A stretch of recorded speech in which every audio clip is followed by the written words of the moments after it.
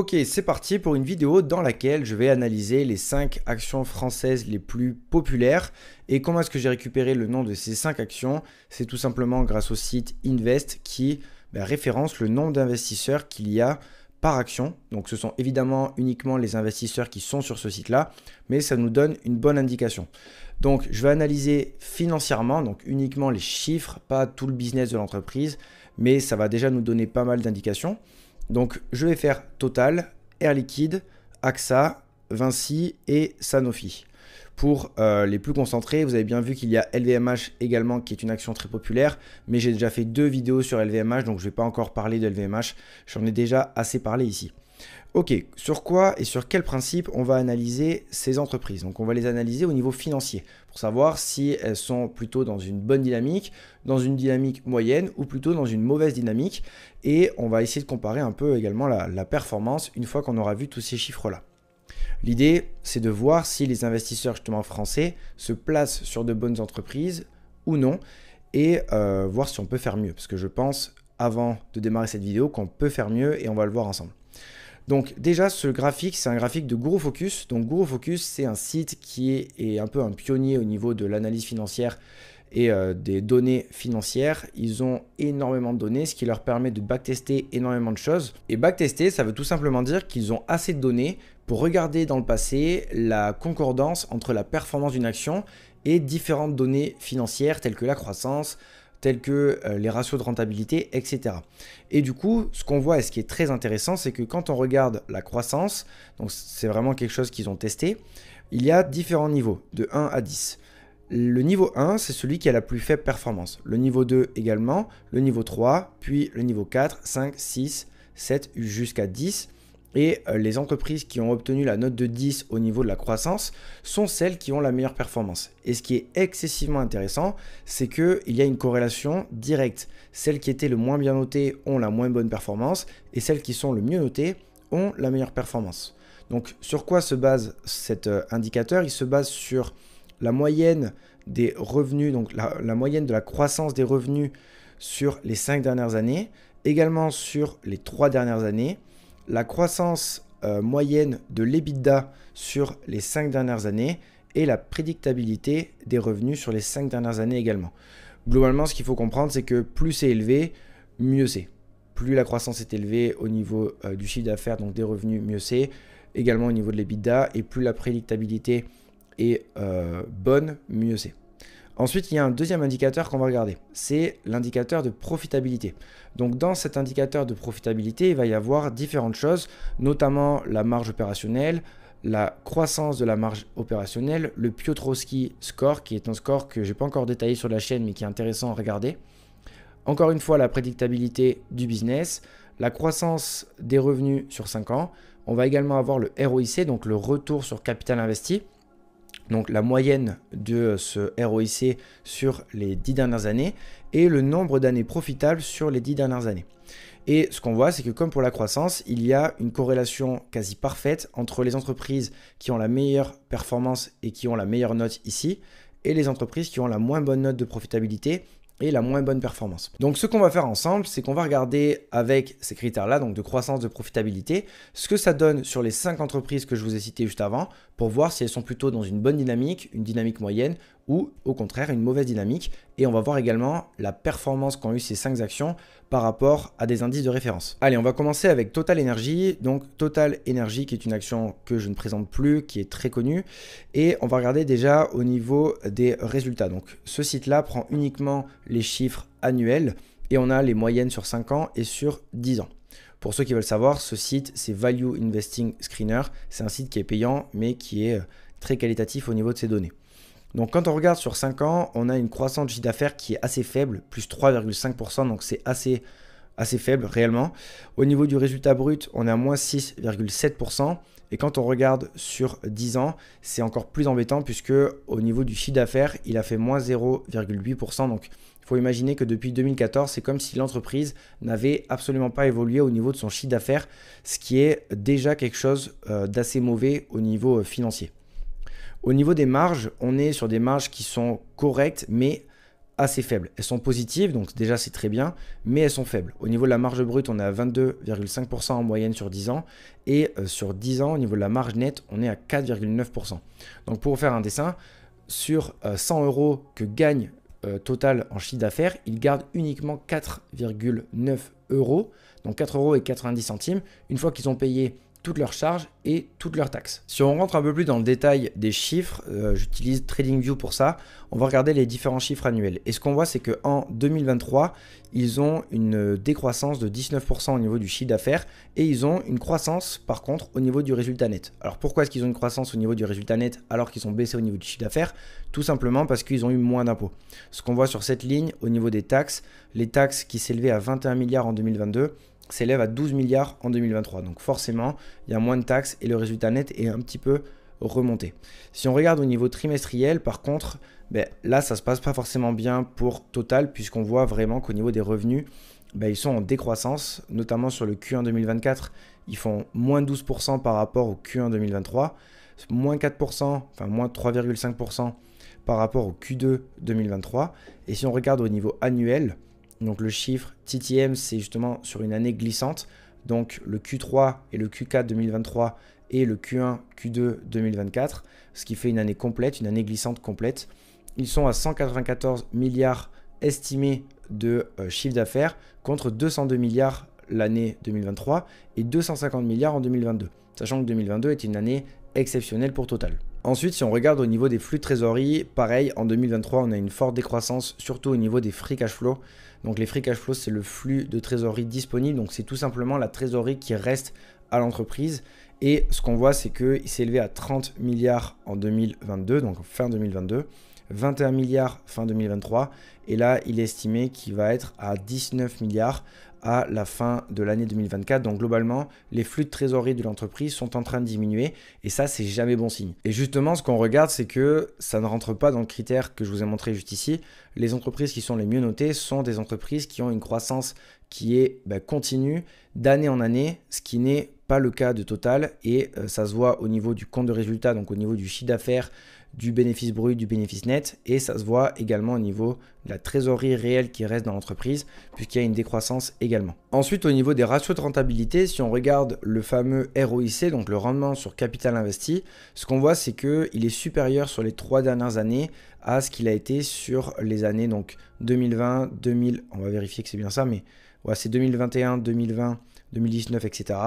Et ce qu'on voit c'est qu'il est plus élevé aujourd'hui que sur les années précédentes. Donc ça, c'est plutôt positif. Par contre, si on regarde au niveau de la marge opérationnelle, donc la marge d'exploitation, ce qu'on voit, c'est qu'elle est donc en décroissance sur les 3 dernières années. Elle avait bien augmenté en 2022 avec 19,32, puis elle a diminué en 2023. Et là, sur les derniers chiffres, ils annoncent une marge de 12,76%, ce qui est plus faible que sur les 2 dernières années. Donc, plutôt négatif. Enfin, rapidement, pour regarder ce qui va se passer dans le futur sur Total, j'aime bien regarder les projections des analystes et ce qu'on voit, c'est qu'au niveau du chiffre d'affaires, il ne semble pas avoir une forte croissance puisque on va avoir en 2024 du coup 169 milliards. Donc là, c'est plus ou moins déjà acté qu'il va y avoir une décroissance par rapport à 2023. Ensuite, ça repart, mais ça reste assez stable. 187 milliards, 186 milliards, 178 milliards. Donc évidemment, ce sont des projections, mais ce qu'on voit, c'est que ce ne sont pas des projections en croissance. On n'a pas par exemple 169, puis 187, puis 200, puis 215. Donc c'est quelque chose qui me gêne et qui je pense fait de Total une entreprise qui est très correcte, mais sur laquelle moi je ne vais pas investir parce que je cherche justement des entreprises qui vont surperformer et ce n'est pas ce que fera Total, je pense. Alors j'ai pas de boule de cristal, c'est impossible de savoir, mais en tout cas au niveau des critères financiers, je ne mets pas toutes les chances de mon côté en investissant sur Total Energy. Ensuite, deuxième entreprise, on va regarder Air Liquide. Donc Air Liquide également, qui est une entreprise qui est très appréciée des investisseurs français. Et ce qu'on voit, c'est qu'au niveau de la croissance, c'est assez plan-plan également. On n'a pas une forte croissance. On a une croissance intéressante, clairement, surtout au niveau des flux de trésorerie sur 10 ans, plus 15%. Donc là, c'est intéressant. Mais quand on regarde la croissance du résultat net et du chiffre d'affaires, on est aux alentours de 6%. Et sur 5 ans, on a un résultat net qui est en croissance de 7,8, donc supérieur à 10 ans, ça c'est plutôt bien. Mais par contre, on a une croissance du chiffre d'affaires qui est inférieure à la croissance à 10 ans. Et si on regarde uniquement le chiffre d'affaires, ce qu'on voit, c'est que, mis à part les 2 années entre 2020-2021 et 2021-2022, on a une croissance qui était assez lente. Et donc voilà, est-ce que c'est 2 années exceptionnelles et ça va continuer de monter plus tard? Apparemment, en 2023, ça n'a pas été le cas, il y a eu une décroissance. Donc, est-ce que c'était vraiment 2 années exceptionnelles ou est-ce que c'était du coup quelque chose qu'ils vont pouvoir maintenir au niveau de la croissance? Ça, c'est seulement l'avenir qui va nous le dire. Ensuite, au niveau des marges, c'est assez correct. On a des marges qui sont donc de 60% en moyenne sur la marge brute, 18% sur la marge d'exploitation, plus de 10% sur la marge nette. Donc ça, c'est top. Si on regarde un peu plus en détail, ce qu'on voit, c'est qu'il y a une décroissance effectivement au niveau du chiffre d'affaires. Par contre, on a une croissance au niveau des profits bruts et des bénéfices d'exploitation. Donc ça, tout simplement, c'est que l'entreprise a réussi à contrôler ses coûts. On voit qu'au niveau des coûts de marchandises, ils sont passés de 21 milliards à 19 milliards. Donc, ils ont certes fait moins de chiffre d'affaires, mais ils ont eu des coûts moindres également, ce qui fait qu'ils sont toujours en croissance au niveau des résultats nets et aussi au niveau des bénéfices d'exploitation. Donc ça, c'est plutôt positif. Au niveau des cash flows, ce qu'on voit, c'est que il y a également une croissance sur la dernière année. Il y avait eu une décroissance sur 2022 et on semble se diriger vers une décroissance au niveau de l'année en cours. Après, ce qui est très intéressant avec Air Liquide, et c'est ce qui revient souvent au niveau des actionnaires, c'est qu'ils donnent des actions gratuites. Donc certes, c'est très cool, mais si on revient sur le compte des résultats, qu'on regarde le nombre d'actions en circulation, ce qu'on voit, c'est que le nombre d'actions en circulation a même plutôt tendance à augmenter, parce qu'ils font de l'émission d'actions. Donc 569 millions d'actions en circulation en 2017, et aujourd'hui 576 millions. Donc ça a légèrement augmenté. Mais donc ils font de l'émission d'actions en donnant des actions gratuites. Par contre, ce qui est un peu rigolo, c'est que de l'autre côté, ils font aussi du rachat d'actions. Donc d'un côté, ils font du rachat d'actions à hauteur de 191 millions en 2022, 81 millions en 2023. Et ce qu'ils font de l'autre côté, c'est qu'ils font de l'émission d'actions. Donc c'est un petit peu comme s'il ne se passait pas grand-chose. On a l'impression d'avoir des actions gratuites, mais vu qu'ils font de l'émission d'actions à hauteur de ce qu'ils rachètent les actions, ça ne change pas la réalité des choses au niveau du cours de l'entreprise. Donc ce n'est pas si intéressant que ça. Ensuite, si on regarde au niveau semestriel, ce qu'on voit, c'est que le premier semestre 2024 est dans la continuité de 2023. On a une légère diminution au niveau du chiffre d'affaires, donc affaire à suivre. Et au niveau du revenu net, également, on a une petite décroissance par rapport au premier semestre 2023. Donc, on va suivre ça de près, mais globalement, encore une fois, Air Liquide, au niveau de sa croissance, ce n'est pas une entreprise qui m'intéresse aujourd'hui. C'est une bonne entreprise, une entreprise solide, une entreprise bon père de famille, comme on aime bien l'appeler. Mais moi, dans ma vision des choses et avec mon horizon d'investissement et mon envie d'aller chercher les actions qui surperforment, ou en tout cas pour ma partie action individuelle, ce n'est pas forcément une entreprise qui m'intéresse. Ensuite, si on regarde au niveau des ratios de rentabilité, donc au niveau du capital investi, donc du ROIC, on est sur un ROIC qui est stable. On était à 8 en 2017, aujourd'hui on est à 9,07, donc globalement ça n'a pas trop changé.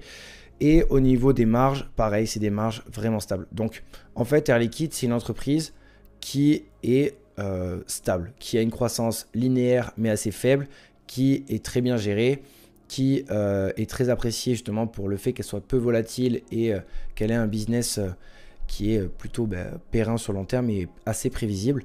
Mais de mon côté, c'est pas une entreprise qui m'attire dans le sens où il n'y a pas assez de croissance. Et moi, de mon côté, quand j'achète des actions individuelles, c'est pour essayer d'aller surperformer.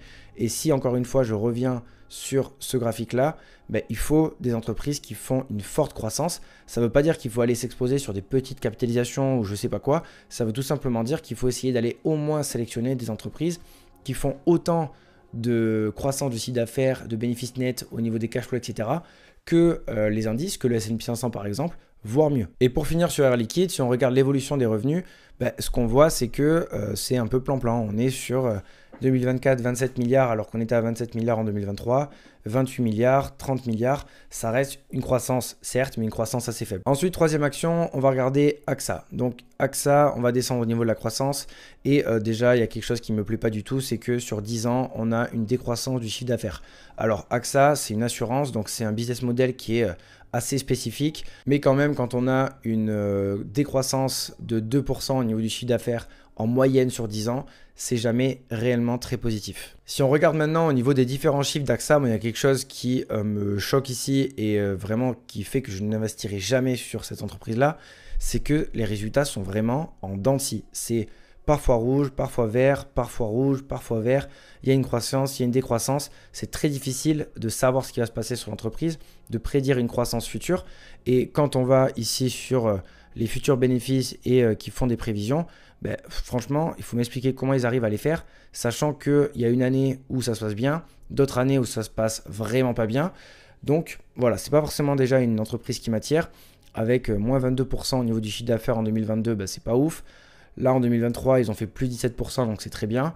Mais bon, globalement, c'est pas une entreprise qui m'attire. En tout cas, elle semble beaucoup plus cyclique que les entreprises que j'ai envie d'avoir en portefeuille, avec des croissances linéaires, des croissances élevées. Donc voilà, déjà, rien que ça, pour moi, c'est un warning. Quand on regarde au niveau des cash flows, ben, c'est exactement la même chose. On a des free cash flows, donc des flux de trésorerie disponibles pour l'entreprise qui sont en dents de scie. On était à 24 milliards fin 2020, on est à 5 milliards en fin 2021, donc il y a 15 milliards qui sont du coup disparus, qui ont été dépensés. Il faudrait creuser, il faudrait comprendre pourquoi, mais il y a 15 milliards qui sont partis. Ensuite, on remonte à 7 milliards 500 millions, on redescend. Donc, c'est clairement pas quelque chose qui m'attire. Moi, j'ai envie d'avoir de la régularité dans les résultats des entreprises que j'ai en portefeuille. Et en l'occurrence, AXA, ce n'est pas le cas. Ensuite, on passe sur la quatrième entreprise. On va regarder Vinci. Vinci, qui est une des entreprises, je pense, qui est les plus qualitatives parmi les 5 qu'on analyse aujourd'hui. Et quand on regarde la croissance, ben déjà, c'est un petit peu mieux. C'est plus joli. On a une croissance qui semble assez linéaire, avec quasiment plus de 10% au niveau du chiffre d'affaires sur 5 ans. Quand on regarde sur 10 ans, c'est un petit peu plus faible. Ils étaient à 5,5%. Mais du coup, c'est plutôt positif pour l'entreprise parce que ce qu'on voit, c'est qu'il y avait une croissance assez faible jusqu'à 2020. Et depuis 2020, bah, l'entreprise semble avoir pris un autre dynamisme. Il semble avoir une croissance supérieure. Donc ça, c'est plutôt positif. Donc au niveau de la croissance, c'est assez correct. Au niveau des marges, par contre, on est sur des marges qui sont assez faibles. Après, Vinci travaille dans le secteur de la construction, donc ils ont beaucoup de coûts, ce qui est normal. Ils ne peuvent pas avoir les mêmes charges, par exemple, qu'une entreprise comme Visa qui exploite un réseau et qui a très peu de coûts. Ici, ça serait difficile d'avoir des marges très élevées, mais du coup, c'est une faiblesse de l'entreprise également, puisque il suffit d'un petit problème et d'un grain de sable dans le rouage pour que les marges diminuent. Et c'est en revanche quelque chose qu'ils sont en train, je pense, de surveiller et d'essayer d'améliorer, puisque ce qu'on voit sur les 5 dernières années, mis à part l'année 2020, c'est que les marges sont en croissance. Donc en 2020, on était à 2,8% de marge nette, donc ce qui était très faible, mais 2020 est exceptionnel. En 2021, on repasse à 5,17 de marge nette. En 2022, on est à 6,8 et on est toujours plus ou moins à 6,8 en 2023. Donc ils essaient doucement d'augmenter leur marge et ça, c'est plutôt intéressant. Au niveau du compte de résultat, là, c'est quelque chose qui est intéressant puisque ce qu'on voit, c'est qu'il y a une croissance quasiment chaque année, mis à part en 2020 ici où il y a eu l'année Covid. Donc, on a une croissance au niveau du chiffre d'affaires, on a une croissance au niveau des profits bruts, on a une croissance au niveau des bénéfices d'exploitation, également au niveau du résultat net. Donc, globalement, tout semble plus ou moins maîtrisé. Les charges, les taxes qu'ils payent, etc., ça semble assez maîtrisé pour que les différents points qu'on regarde, à savoir le chiffre d'affaires, le profit brut, le bénéfice d'exploitation, le résultat net, soient tous en augmentation. Donc ça, c'est plutôt positif. Si on regarde au niveau semestriel, on est à peu près sur la même chose, mis à part sur le dernier semestre, où on a effectivement une hausse au niveau du chiffre d'affaires et au niveau du bénéfice d'exploitation, mais on a une diminution au niveau du résultat net. Donc il faudrait essayer de creuser pourquoi est-ce qu'il y a cette diminution au niveau du résultat net. Et en déroulant un peu le compte de résultat, ce qu'on voit, c'est qu'ils ont eu des charges diverses un petit peu plus élevées sur le premier semestre 2024 par rapport au premier semestre 2023, mais rien d'alarmant. Donc ça, c'est plutôt très positif. Au niveau des cash flows, pareil, on est sur une augmentation au niveau des cash flows, donc ça, c'est plutôt très bon également. Mis à part en 2020, encore une fois, où on était sur une année exceptionnelle, les free cash flows, donc les flux trésorerie de l'entreprise disponibles, sont en augmentation, avec une très légère augmentation en 2022.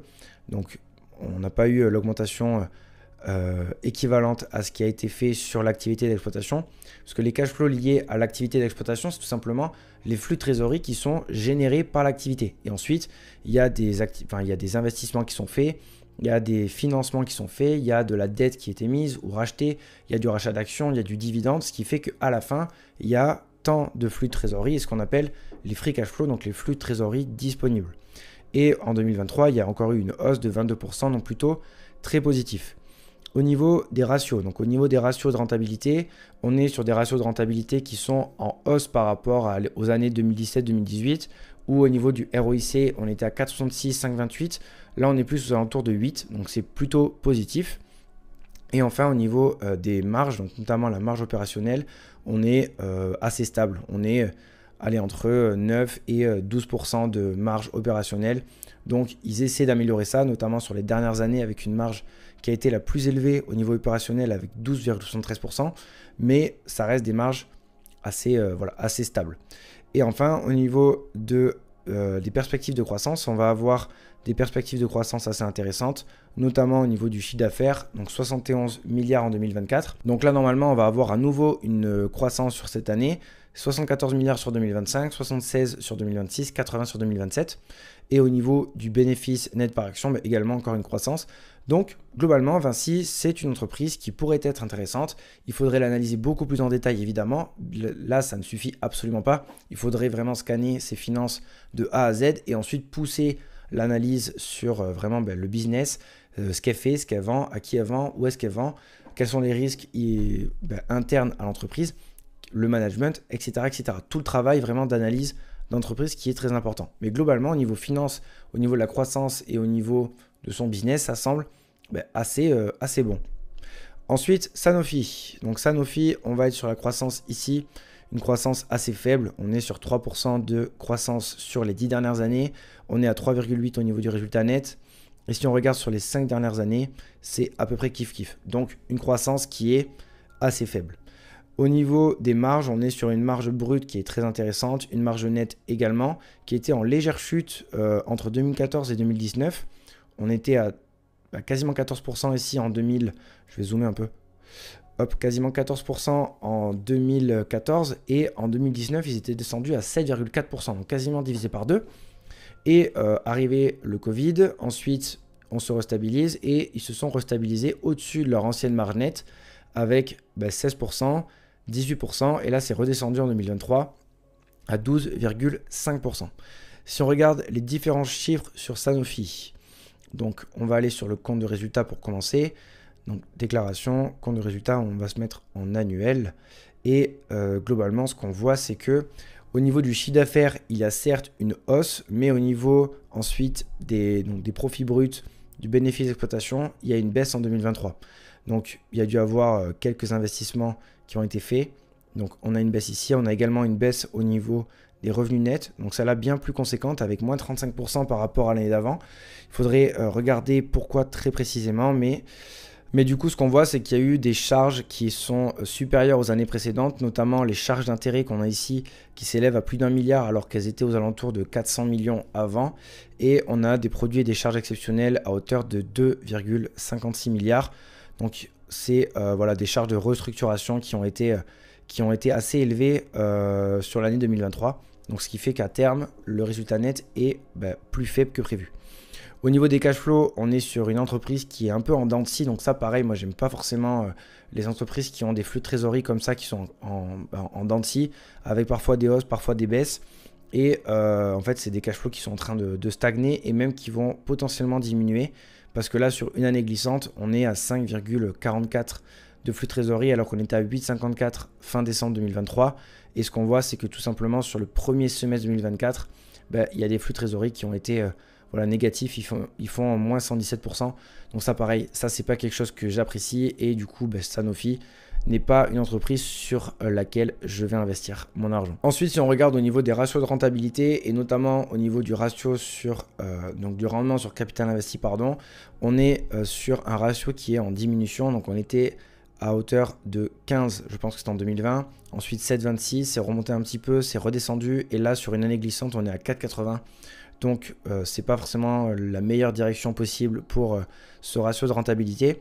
Et au niveau de la marge nette, pareil, on avait bien augmenté, donc ici avec 34%, puis 16%, puis 19%, et là ça rechute 12,54%, et là actuellement sur une année glissante 10,59%. Donc pareil, c'est pas une marge qui est stable et c'est pas une marge qui est excessivement élevée, donc c'est pas quelque chose qui m'intéresse en tant qu'investisseur. Si on regarde maintenant au niveau des performances, pour faire un peu le point sur tout ça et regarder qu'en réalité, les entreprises qui sont populaires ici sur Invest et qui sont du coup dans des portefeuilles de beaucoup d'investisseurs, ne sont pas forcément des entreprises qui sont ultra qualitatives. Globalement, la seule qui pourrait potentiellement m'intéresser, et encore, je ne pense pas que je l'intégrerai dans le portefeuille, c'est Vinci. Parce que Vinci est une entreprise qui est déjà au niveau de sa croissance, et c'est quelque chose qui est vraiment majeur pour une entreprise qui ne fait pas de croissance, c'est une entreprise qui se meurt. Au niveau de sa croissance, elle est quand même supérieure aux autres. Maintenant, si on regarde la performance sur les 5 dernières années, ce qu'on voit, c'est qu'on a le CW8 en haut, donc l'indice mondial qui fait 83%. Derrière, on a Air Liquide, 73%. Ensuite, CS, c'est AXA, on est à 47%. Total, 34%. Sanofi, 22%. Et ensuite, on a du coup Vinci qui fait plus 7,29%. Donc, vous voyez qu'en plus de ça, ce n'est pas forcément toujours corrélé entre la croissance et les fondamentaux et les performances. Si on dézoome un petit peu, ça l'est un petit peu plus. Quand on regarde sur 10 ans, donc hop, on va mettre 2014. Et là, on voit que Vinci remonte fortement. Elle est à 145%, 178% pour Air Liquide, 215% pour le MSCI World. Et ce qu'on voit sur Vinci, c'est qu'en fait, lors du Covid, ça s'est vraiment fortement cassé la gueule. Parce qu'ils ont été, je pense, fortement impactés. Hein. C'est un business qui a été très très impacté par le Covid. Et je pense qu'ils ont fait un petit... Ouais, ils ont fait un bon moins 37%. Donc, c'est un business qui a été très impacté par le Covid, mais qui, sur 10 ans, a une meilleure performance qu'AXA, que Total et que Sanofi. Parce que regardez quand même, Sanofi et Total, sur 10 ans, si vous êtes actionnaire depuis longtemps, les performances ne sont pas incroyables. Donc, ensuite... Effectivement, il faut rajouter les dividendes parce que là, effectivement, on est sur la performance en dehors des dividendes, mais même de ce côté-là, si vous avez une entreprise qui fait 24%, même si elle verse des dividendes, je suis désolé, mais elle ne va pas rattraper le CW8 ici. L'idée, c'est quand même d'avoir une entreprise qui a à la fois une bonne performance et qui vous verse des dividendes si vous en voulez, avec des dividendes croissants, etc. Ici, les deux entreprises les plus intéressantes pour moi sont Air Liquide et Vinci. Et ensuite, juste pour faire un point de comparaison avec une entreprise qui fondamentalement est reconnue et vraiment très reconnue pour sa qualité, c'est Microsoft. Microsoft, c'est une entreprise qui a vraiment des fondamentaux qui sont excellents. Et quand on regarde la performance de Microsoft, on est vraiment sur un autre monde. On est sur les 10 dernières années, 852%. Alors oui, effectivement, il y a 10 ans, les fondamentaux n'étaient pas les mêmes, etc., etc. Je suis d'accord. Mais il y a 5 ans, Microsoft... Avant le Covid, c'était déjà une entreprise exceptionnelle. Et quand on regarde sur 5 ans, c'est la même chose. On est à 197%, donc quasiment 200%, au lieu de 83% pour le CW8 et des performances inférieures pour les 5 actions. Donc moi, ce que je veux mettre en place avec ma stratégie, c'est vraiment faire un gros filtre. Donc essayer de me concentrer sur les entreprises qui ont les meilleurs fondamentaux possibles pour déjà minimiser le taux d'erreur, pour pousser l'analyse au niveau des entreprises qui ont les meilleures finances, pour à nouveau minimiser le taux d'erreur, et je vais essayer de les acheter à une valorisation qui fait sens par rapport à leurs fondamentaux, et c'est je pense comme ça que sur le long terme, on va réussir à avoir des performances qui sont potentiellement supérieures aux indices. C'est actuellement le cas, et c'est actuellement ce que j'ai, puisque vous voyez ici avec le logiciel que j'utilise pour traquer ma performance, sur les 3 dernières années, donc les 3 dernières années glissantes, je suis à 54,23% contre 44% pour le S&P 500. Donc globalement, je pense vraiment que faire cet effort d'analyser et de sélectionner drastiquement nos titres et nos actions porte ses fruits sur le long terme. Maintenant, si de votre côté, vous voulez progresser sur vos investissements, vous avez le groupe School. Du coup, c'est le premier lien en description. C'est une communauté privée gratuite dans laquelle je réponds aux questions, dans laquelle j'ai des vidéos exclusives, dans laquelle je fais des lives où j'ai expliqué d'ailleurs très récemment ma méthode d'analyse au niveau des actions. Donc, si vous êtes sur le groupe, vous aurez accès au live. Et moi, je vous laisse avec une de mes précédentes vidéos. Et je vous dis à très vite. C'était Clément.